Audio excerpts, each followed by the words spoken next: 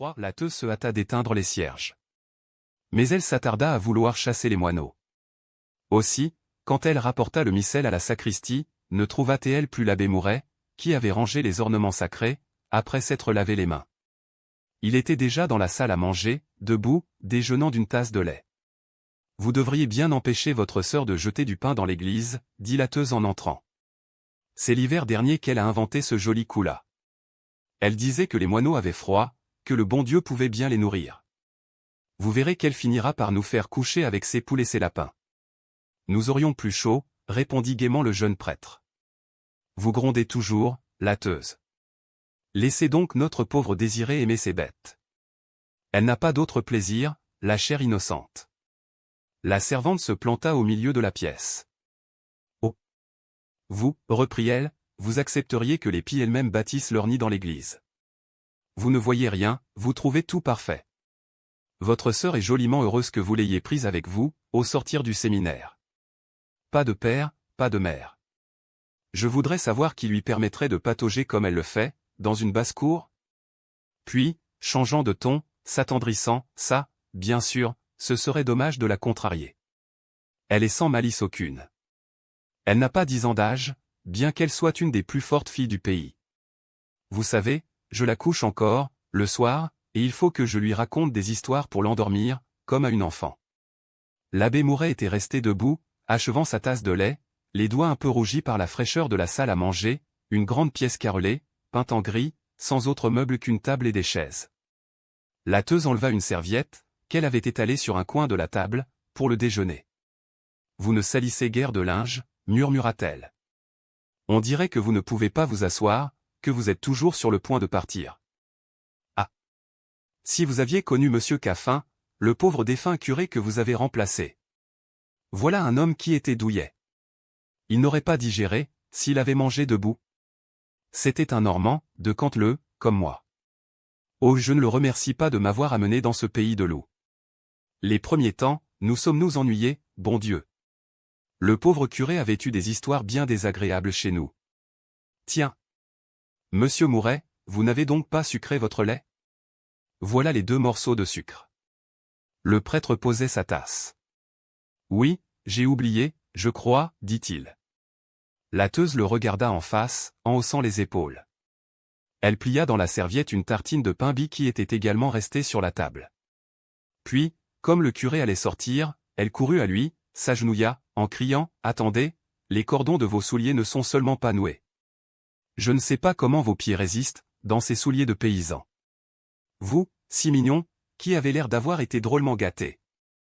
Allez, il fallait que l'évêque vous connût bien, pour vous donner la cure la plus pauvre du département. Mais, dit le prêtre en souriant de nouveau, c'est moi qui ai choisi les arceaux. Vous êtes bien mauvaise ce matin, la teuse. Est-ce que nous ne sommes pas heureux, ici? Nous avons tout ce qu'il nous faut, nous vivons dans une paix de paradis. Alors, elle se contint, elle rit à son tour, répondant, vous êtes un saint homme, monsieur le curé. Venez voir comme ma lessive est grasse. Ça vaudra mieux que de nous disputer. Il dut la suivre, car elle menaçait de ne pas le laisser sortir, s'il ne la complimentait sur sa lessive. Il quittait la salle à manger, lorsqu'il se heurta à un plâtras, dans le corridor. « Qu'est-ce donc » demanda-t-il. « Rien » répondit la teuse, de son air terrible. « C'est le presbytère qui tombe. Mais vous vous trouvez bien, vous avez tout ce qu'il vous faut. Ah! Dieu, les crevasses ne manquent pas. Regardez-moi ce plafond. Est-il assez fendu? Si nous ne sommes pas écrasés un de ces jours, nous devrons un fameux cierge à notre ange gardien.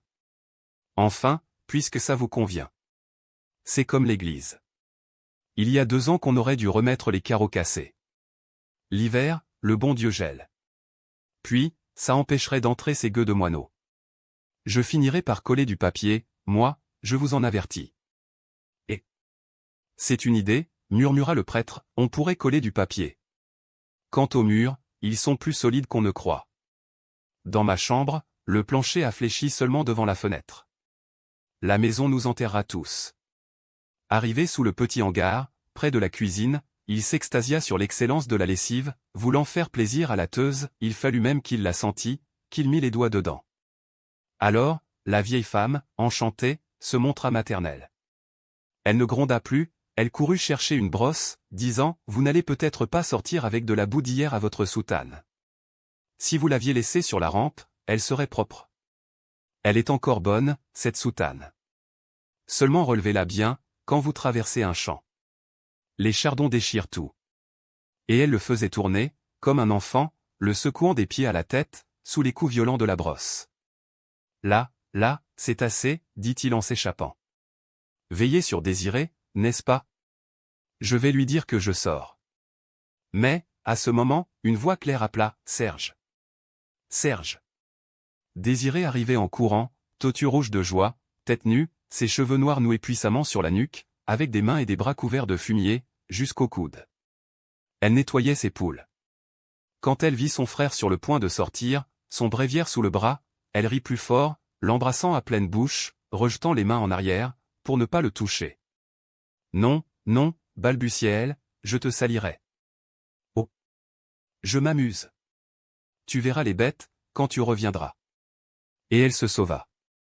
L'abbé Mouret dit qu'il rentrerait vers 11h, pour le déjeuner.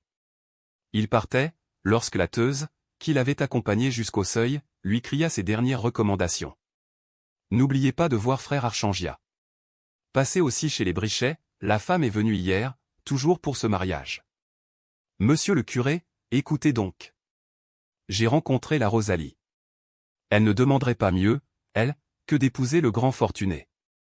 Parlez au père Bambous, peut-être qu'il vous écoutera, maintenant. Et ne revenez pas à midi, comme l'autre jour. À 11h, dites, à 11h, n'est-ce pas? Mais le prêtre ne se tournait plus. Elle rentra, en disant entre ses dents, si vous croyez qu'il m'écoute. Ça n'a pas 26 ans, et ça n'en fait qu'à sa tête. Bien sûr, il en remontrerait pour la sainteté à un homme de 60 ans, mais il n'a point vécu, il ne sait rien, il n'a pas de peine à être sage comme un chérubin, ce mignon-là.